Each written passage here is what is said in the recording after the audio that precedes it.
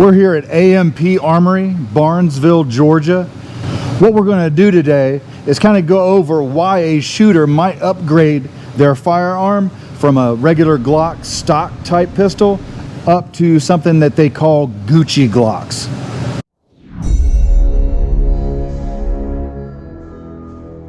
So what people laser focus in on when upgrading their guns is usually the trigger.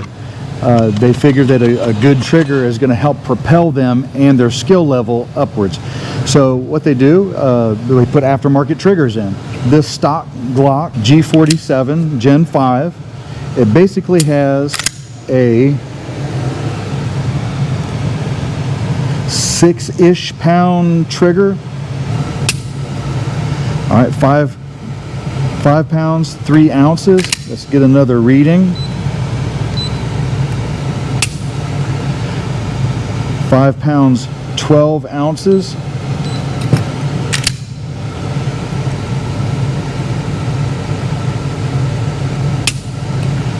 All right, 5 pounds 13 ounces. Okay, so it's under 6 pounds.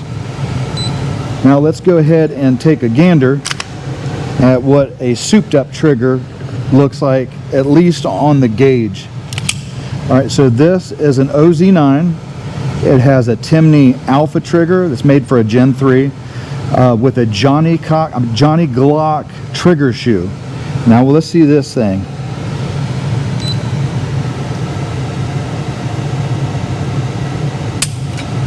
All right, 2 pounds 10 ounces. Let's try that again. Now I'm trying to pull on the part of the trigger that I usually pull with my finger. All right, 2 pounds 13 ounces.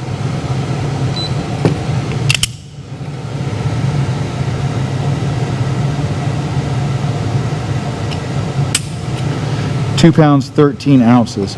So that's the difference between a stock Gen 5 and something souped up like this. So we kind of went over mechanically using the Lyman gauge, you know, what the trigger weight is. Let's go on mouthfeel. All right, we'll be like a sommelier here. So on a stock Glock, what I'm feeling as I pull the trigger is I'm going to slowly start movement rearward to the back of the gun, and it's just building pressure, and then it finally breaks. On the Glock, basically what you're doing is you're getting just a continuous rearward weight on the pistol. Okay, some people don't like that. Some people want the wall. Some people want to feel, hey, the gun's getting ready to go off, and then now. So we'll do the feel on something like this. So this one has a slight wall, but one that just, once I'm on the wall, it just rolls through.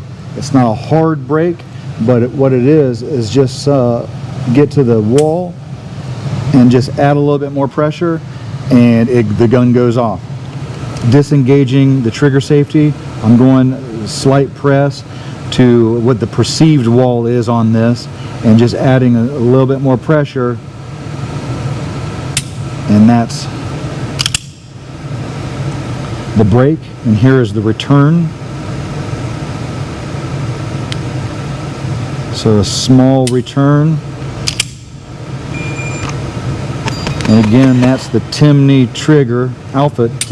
That's the Timney Alpha trigger with a Johnny Glock shoe. So a very short reset,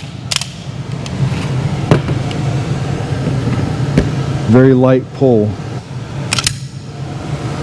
long trigger pull.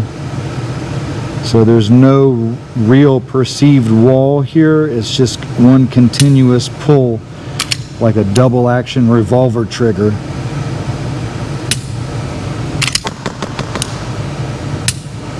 A very positive reset